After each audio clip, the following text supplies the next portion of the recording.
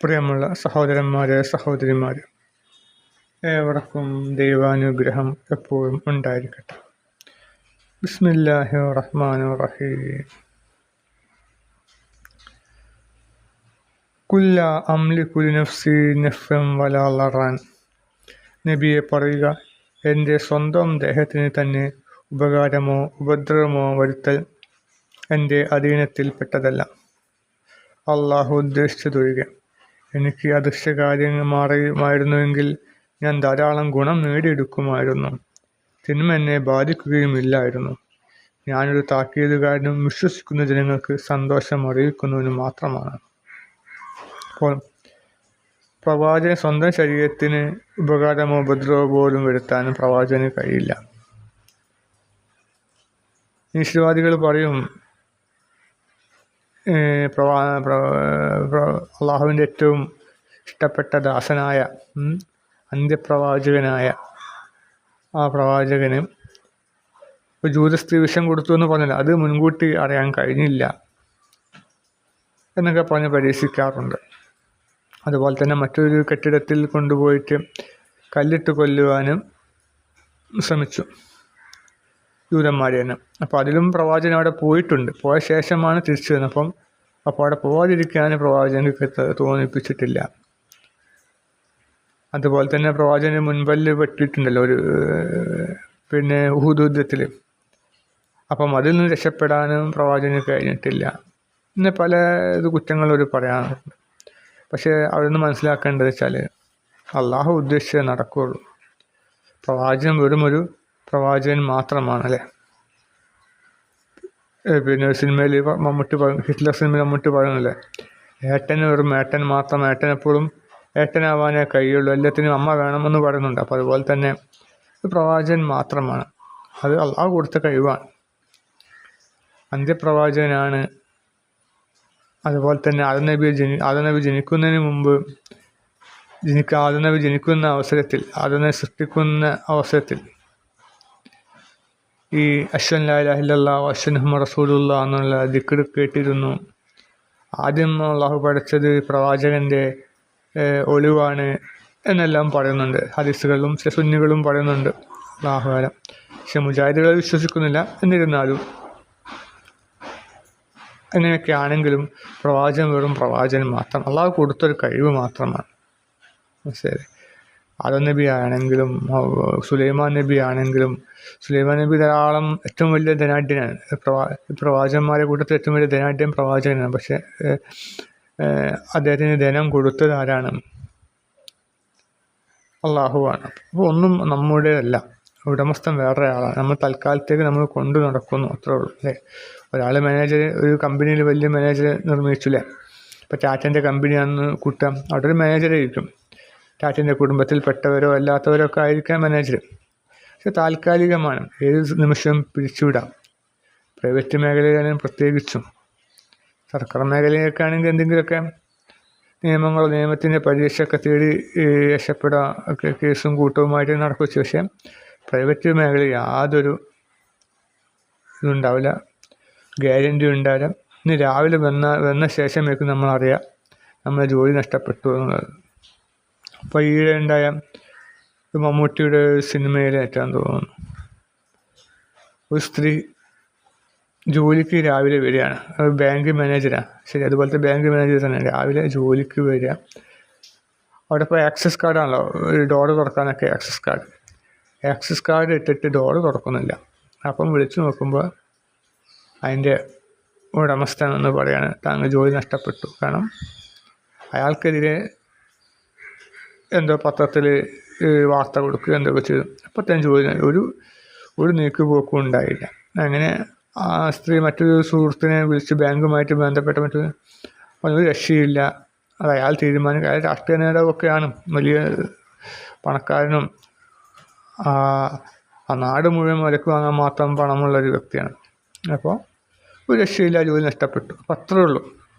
അപ്പോൾ അതുപോലെ തന്നെ ഈ പ്രവാചകന് അള്ളാഹു കൊടുത്തൊരു ഒരു ഓഫർ, ഒരു അധികാരം, കുറഞ്ഞ കാലത്തേക്ക് 40 വയസ്സിനുള്ള പ്രവാചകന് നുബുവത്ത് കിട്ടിയത്. 40 വയസ്സ് മുതൽ 63 വർഷത്തേക്ക് അള്ളാഹു കൊടുത്തൊരു സ്വാതന്ത്ര്യമാണ് പ്രവാചകത്വം. അത് കിട്ടുകയില്ല, അപ്പുറത്തേക്ക് കിട്ടില്ല. അതുകൊണ്ടാണല്ലോ പിന്നെ സൂറത്തുൽ കഹ്ഫിൽ ഗുഹാവാസികളെ പറ്റിയുള്ള കഥാസംഭവം നാളെ പറഞ്ഞു തരാമെന്ന് പറഞ്ഞപ്പോൾ അത് നാളെയും കിട്ടിയില്ല, പിറ്റേന്നും കിട്ടിയില്ല. 2-3 ആഴ്ച കഴിഞ്ഞിട്ടാണ് വിവരം കിട്ടിയത്. അങ്ങനെ ആ 2-3 ആഴ്ച വരെയും മറ്റുള്ളവർ പ്രവാചകനെ പരിഹസിച്ചു കൊണ്ടിരുന്നു. നാളെ പറയാമെന്ന് പറഞ്ഞിട്ട് പറഞ്ഞില്ലേ എന്ന് പരിഹസിച്ചു. അതൊക്കെ കേട്ട പ്രവാചകനെ സംശയം, ഞാൻ പ്രവാചകനല്ലേ, ഞാൻ കള്ളപ്രവാചകനാണോ മാതല്ല എന്നൊക്കെ അദ്ദേഹം സംശയിക്കുകയൊക്കെ ചെയ്യുക. അങ്ങനെ 2-3 ആഴ്ച കഴിയുമ്പോഴാണ് ജിബ്രീൽ അലൈഹി സ്വലാം വന്ന് ഈ സംഭവം പറഞ്ഞു കൊടുക്കുന്നത്. അതിൻ്റെ മുന്നോടിയായിട്ട് ആദ്യം പറഞ്ഞെന്താണ്, ഇനി ഒരിക്കലും ഒരു കാര്യം നാളെ പറയാമെന്ന് പറയരുത്, അള്ളാഹു ഉദ്ദേശിച്ചെങ്കിൽ എന്നുള്ള ബാധ്യതയോട് കൂടിയത്. അപ്പോൾ എന്ത് കാര്യം നമ്മൾ പറയുമ്പോൾ പിന്നെ മാഷാ അള്ളാഹ് എന്ന് പറയണം, ഇൻഷാ അള്ളാഹ് എന്ന് പറയാതെ നമ്മളൊന്നും പറയാൻ പാടില്ല. ഒരു കാര്യം 10 സെക്കൻഡിനപ്പുറത്തുള്ള കാര്യം വരെ നമ്മൾ ഇൻഷാ അള്ളാഹ് പറഞ്ഞിട്ടേ പറയാൻ പറ്റുള്ളൂ. കാരണം നമ്മൾ ജീവൻ നഷ്ടപ്പെടാൻ 3 സെക്കൻഡ് മതി.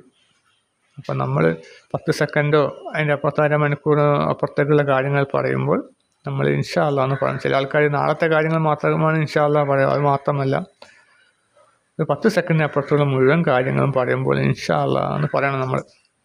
ഇനി അത് മറ്റുള്ളവർക്കൊരു പ്രയാസമാണെങ്കിൽ, കേൾക്കുന്ന ആൾ അമുസ്ലിം ആണെങ്കിൽ അല്ലെങ്കിൽ ഭയങ്കര കടുത്ത നിരീശ്വരവാദിയൊക്കെ അവർക്ക് പ്രയാസമുണ്ടെങ്കിൽ നമ്മൾ മനസ്സിൽ പറയണം, ഇൻഷാ അള്ളാഹ് എന്ന് പറയണം.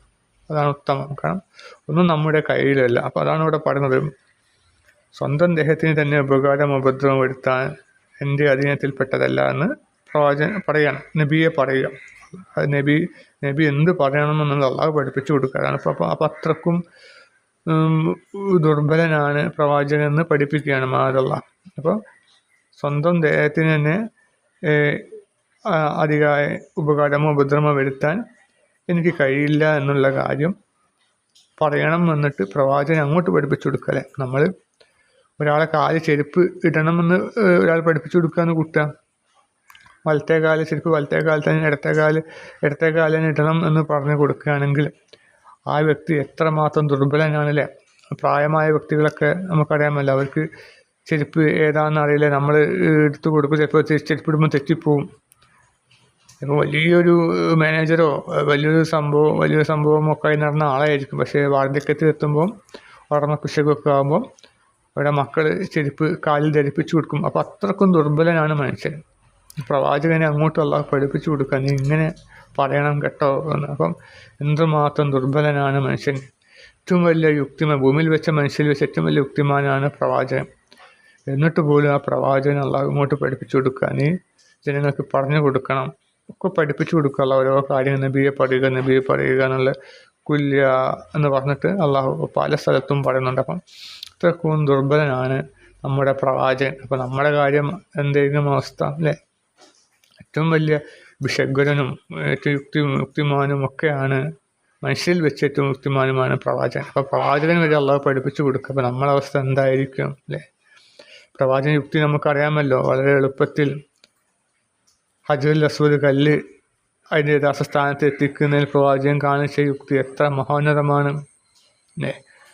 അത്രക്കും യുക്തിമാനായ ആ പ്രവാചകന് പോലും അള്ളാഹു ഇങ്ങോട്ട് പഠിപ്പിച്ചു കൊടുക്കുകയാണ്. അപ്പോൾ നമ്മളവസ്ഥ എന്തായിരിക്കും ഓരോ സംഭവം. പിന്നെ പറയാം, എനിക്ക് അദൃശ്യ കാര്യം മറിയുമായിരുന്നുവെങ്കിൽ ഞാൻ ധാരാളം ഗുണം നേടിയെടുക്കുമായിരുന്നു, തിന്മ എന്നെ ബാധിക്കുകയുമില്ലായിരുന്നു. ഞാനൊരു താക്കീത് കാര്യം വിശ്വസിക്കുന്ന ജനങ്ങൾക്ക് സന്തോഷം അറിയിക്കുന്നതിന് മാത്രമാണ്. പ്രവാചകന് എല്ലാ അദൃശ്യ കാര്യങ്ങളും അറിയുമായിരുന്നെങ്കിൽ ഒരുപാട് സമ്പത്ത് നേടിയെടുക്കാൻ കഴിയും. കാരണം ഭൂമിക്കടിയിൽ എന്തൊക്കെയുണ്ട്, പല ഖനിജങ്ങളും ഉണ്ട് എന്ന് അവർക്ക് കണ്ടെത്താൻ കഴിയും. ഇപ്പോൾ അടുത്ത കാലത്ത് കേരളത്തിൽ എവിടെയോ ഒരു സ്ഥലത്ത് ചില കുടുംബശ്രീ പ്രവർത്തകർ കൃഷി ചെയ്യുമ്പോൾ ഒറ്റയെടുക്കും എന്തിന് നിധികുംഭം കിട്ടി. പിറ്റേ ദിവസം കുറച്ചും കൂടി കിട്ടി. അപ്പോൾ അവർക്ക് ആദ്യം അറിയുമായിരുന്നെങ്കിൽ അവരത് കുഴിക്കുമായിരുന്നു. എത്ര കാലം, ഏതോ 300 വർഷം മുമ്പ് കുഴിച്ചിട്ട നിധിയാണ് അവർ. 300 വർഷം വരെ ജനങ്ങൾ അതിന് മുകളിലൂടെ അങ്ങോട്ടും ഇങ്ങോട്ടും നടന്നു. അപ്പോൾ യാദൃശ്ചികമായിട്ട് കുഴിച്ചപ്പോൾ അത് കിട്ടി. അപ്പോൾ ഇത്തരത്തിലുള്ള മനുഷ്യൻ്റെ അവസ്ഥ, സ്വന്തം കാൽച്ചുവട്ടിൽ കിടക്കുന്ന കാര്യങ്ങൾ നമുക്ക് കാണാൻ കഴിയില്ല. അതുപോലെ തന്നെയാണ് പ്രവാചകനും. ഒരു കാര്യങ്ങൾ മുൻകൂട്ടി അറിയാൻ കഴിയില്ല. പ്രവാചകൻ്റെ മരണ ദിവസം പോലും പ്രവാചകൻ മുൻകൂട്ടി പറയാൻ കഴിഞ്ഞിട്ടില്ലായിരുന്നു. അപ്പോൾ അതാണ്. അപ്പം പ്രവാചകന് അള്ളാഹു എല്ലാ കാര്യങ്ങളും അറിയുമായിരുന്നെങ്കിൽ എനിക്ക് ധാരാളം ഗുണം പ്രവാചകൻ നേടിയെടുക്കുമായിരുന്നു എന്നാണ്. അപ്പോൾ തിന്മയും ബാധിക്കില്ല, അത് തിന്മയും ബാധിക്കുമായിരുന്നില്ല. പ്രവാചകൻ ഒരു താക്കീത് കാരണം വിശ്വസിക്കുന്ന ജനങ്ങൾക്ക് സന്തോഷം അറിയിക്കുന്നതിനുമാണ്. അള്ളാഹു ഇപ്പോൾ താക്കീതുകാരനാണ്. എന്തൊക്കെയാണ് താക്കീത്? നന്മ ചെയ്താൽ നിങ്ങൾക്ക് സ്വർഗം കിട്ടും, തിന്മ ചെയ്താൽ നരകം കിട്ടും, ഭൂമിയിൽ നിങ്ങൾക്ക് പല ദുരന്തങ്ങളും ഒന്നും സംഭവിക്കും. നമ്മളിപ്പം ഇവിടെ ചൂരൽമലയിൽ ഉരുൾപൊട്ടലുണ്ടായല്ലോ. അപ്പോൾ അവിടുത്തെ ജനങ്ങൾ ചെയ്ത തിന്മകളോ ഒക്കെ ആയിരിക്കാം, അള്ളാഹു ആലം. അപ്പോൾ തിന്മ ചെയ്താൽ ശിക്ഷ ഉണ്ടാവും, ഖബർ ശിക്ഷയുണ്ടാവും. അതുപോലെ തന്നെ അന്ത്യനാളിൽ ദജ്ജാലിനെ പറ്റിയുള്ള താക്കീതുകൾ, അവൻ്റെ ഫിത്നകൾ, അങ്ങനെ പല കാര്യങ്ങളും പ്രവാചകൻ പഠിപ്പിച്ചിട്ടുണ്ട്. അപ്പോൾ അങ്ങനെ താക്കീതുകാരനാണ്. അത് വിശ്വസിക്കുന്നവർക്ക് എന്ത് ചെയ്യുമെന്ന് സന്തോഷ വാർത്തകൾക്ക് അറ്റമില്ല, സ്വർഗമുണ്ട്. ഭൂമിയിൽ നല്ല ജനങ്ങളുണ്ടല്ലോ, സൽക്കർമ്മങ്ങൾ ചെയ്യുന്ന അവർ തങ്ങൾ ചെയ്യുന്ന സൽക്കർമ്മങ്ങളൊക്കെ വൃഥാവിലാണ്, ഒരു കാര്യമില്ല, നമുക്കിനി പണമുണ്ടാക്കാൻ ശ്രമിക്കാം എന്നൊക്കെ ചില ആൾക്കാർ പറയാറുണ്ട്. ചില ആൾക്കാരുണ്ടാവും സംശുദ്ധമായി ജീവിക്കും, കുറേ കാലം ജീവിക്കും. അപ്പം പിന്നെ അയൽവാസികളുടെ കുത്തുവാക്കും മറ്റ് അയൽവാസികളൊക്കെ ധാരാളം പണം കെട്ടി പൂട്ടി ഉണ്ടാക്കുകയും മക്കളും പല കാര്യങ്ങളും പറയും, നമുക്ക് അത് വേണം അച്ഛ, ഇത് വേണം അച്ഛ എന്നൊക്കെ പറയും. അച്ഛൻ വളരെ സംശുദ്ധമായി ജീവിക്കുന്ന വ്യക്തിയായിരിക്കും, ആരാൻ്റെ ഒന്നുപോലും എടുക്കാതെ ജീവിക്കുന്ന വ്യക്തിയായിരിക്കും. അപ്പോൾ കുറേ കേൾക്കുമ്പം ഒരു കഴിക്കുക, ഇപ്പം ഇങ്ങനെയൊക്കെ മതി, ഇനി കുറച്ച് തരികിടെ ജീവിക്കാം എന്ന ചിന്ത ചില വ്യക്തികൾക്ക് വരികയൊക്കെ ചെയ്യുന്നുണ്ട്. എൻ്റെ ശ്രദ്ധയിലും പെട്ടിട്ടുണ്ട്. പണ്ടൊരു ഞാൻ കമ്പനി പണിയെടുക്കുമ്പോൾ ഒരു സ്ത്രീ പറയാറുണ്ട്, അങ്ങനെ ജീവിച്ചിട്ട് കാര്യമില്ല, ഇപ്പം പണം ഉണ്ടെങ്കിൽ എല്ലാം ഉണ്ട്, മറ്റുള്ളവർക്ക് ഉണ്ടായി കൊടുത്തിട്ട് ഒരു കാര്യമില്ല, നമ്മൾ കുറേ ജീവിച്ചിട്ടാണ്, എൻ്റെ അച്ഛനൊക്കെ അങ്ങനെ ജീവിച്ചാണ്, എന്തുണ്ടായി? ഒന്നും ഉണ്ടായില്ല, കഷ്ടപ്പാടും ദുരിതവും ബാക്കി, ഞാനൊന്ന് ഉഷാറായി ജീവിക്കാൻ വേണ്ടി തീരുമാനിച്ചെന്നൊക്കെ പറയാറുണ്ട്. അപ്പോൾ അതാണ്.